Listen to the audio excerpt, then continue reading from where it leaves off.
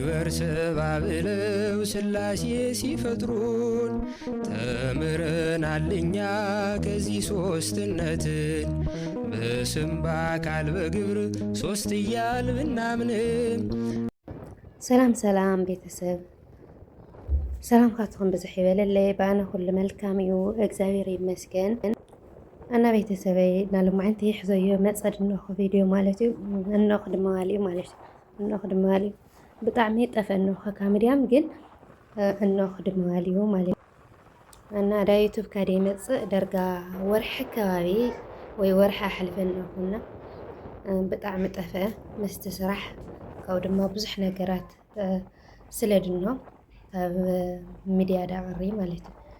እና ቪድዮ ብላይክ ጀምርዎ ሳብስክራይብ ዳገበርኩም ድማ ቤተሰብ ኩኑ ኣስተያየትኩም ድማ ኣብ ኮመንት ጽሓፉለይ ማለት እዩ። ሃም ኣነሲ ርብያን ድበሃል ነገር ድጸሎ እንዶ ወላ ኣብሕተ እዩ ቦነት ኣነ ማለት እዩ እዚ እንድሕራልዩ ወላ ደበላ ተበላን እንዳዛመጠ ሕልው ያብላይ ማለት ኣይ ኣቲ ብስሩ ብስር ከልክ ርያስ ብጣዕሚ ዳፍርሐኒ ካብ መጨረሻው ኣብ ዝንዶ ደመጀመርያ ግዜ ኣብዛ ከዛት የድነኹም ደመጀመርያ ግዜ ድስራሕሉና ምልእ ኣብላ ኣምጻቶ ማለት እዩ ዓሳኡ ገለኦ ኩሉ ሕሱስ ኣብላ ኣምጻቶ ዝርግሕ ኣብላቶ ካብኡ ንዕይ መሰለትኒ ኣጋጣሚ ኣነለ ኣትየ ቀርጾ እዩ ማለት እዩ። ከዚ ደመጀመርያ ግዜ ደፍረ ድማ ቅራጽ ኳሲ ደፍረ ሎማዓንቲ ቀርጾ እዩ ኣብ ዓዲ መዳም ድንህናሲ ጉድና ብዙሕ እዩ ማለት እዩ።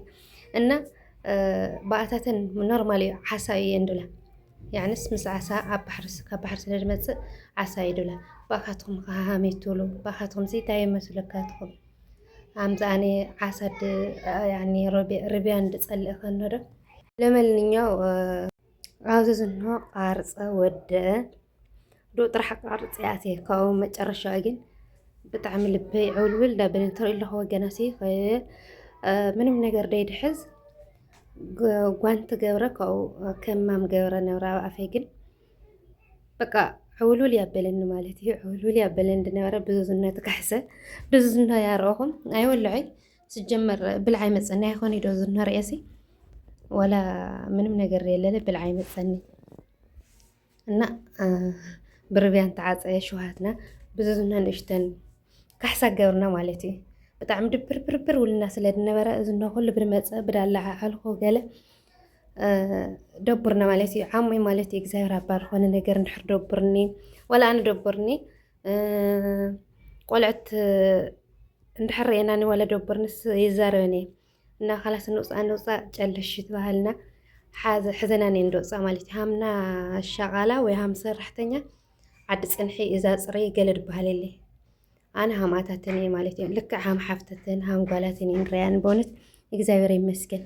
እስኺ ሸቃልያ ክዝኾኒ ካድ መፀ ምግቢ ይኹን ካብ ድኸዶ ካድ ክዶን ኣኽዳን ገለ ካብቲ ዳጥልዎ ኣኽዳን ድዋዕለሲ ሓደ ምናምን ክልተ ምናምን ተያምፃለይሲ እሻይ ላይ ማለት ዳኣነና ደወደይ ተያምፃና ፀጣዩ ላይ ኣብዚ ድማ ኣጋጣሚ ዳኸድኩ ኣለኹ ሽርጣ ርአየ ማለት እዩ። ሃም ዝብለ ክሳብ መጨረሻ ያቃረፅዋ ባይዘወይ ደው ያብለና ያኒ ደውልና ፊት ለፊት ደው ንብል ገለ ምሳታተን ኮይነ ምንም ኣይፈርሒ ወላ በይነይሲ ሓድጎየ የምፍራሕ በእውነት በተለይ ለምለሚ ብሱራ ኣይፈርሒ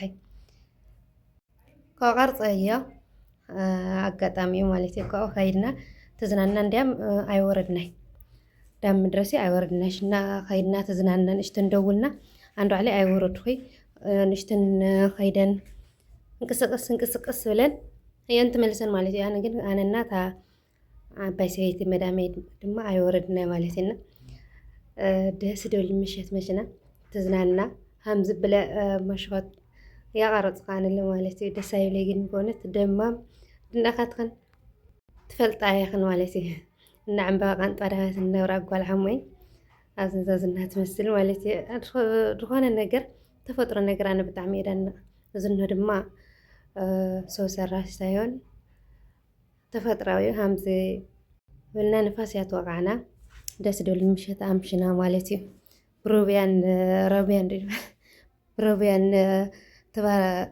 ብሮብያን ትዳና ገፃ እምረና ኣሕድስ ኣብልና ወደ ዓዳችን ተመልስና ማለት እዩ። ናብ ዓድና ተመልስና ማለት እዩ።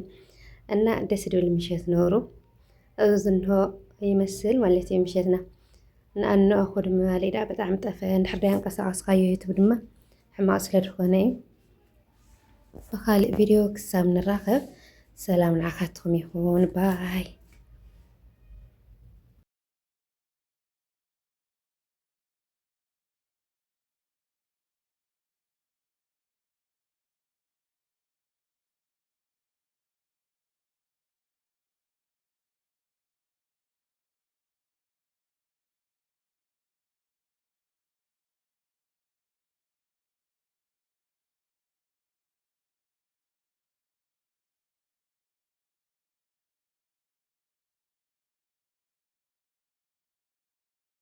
ንግበር ሰብአ ብለው ሥላሴ ሲፈጥሩን ተምረናልኛ ከዚህ ሦስትነትን በስም በአካል በግብር ሦስት እያል ብናምንም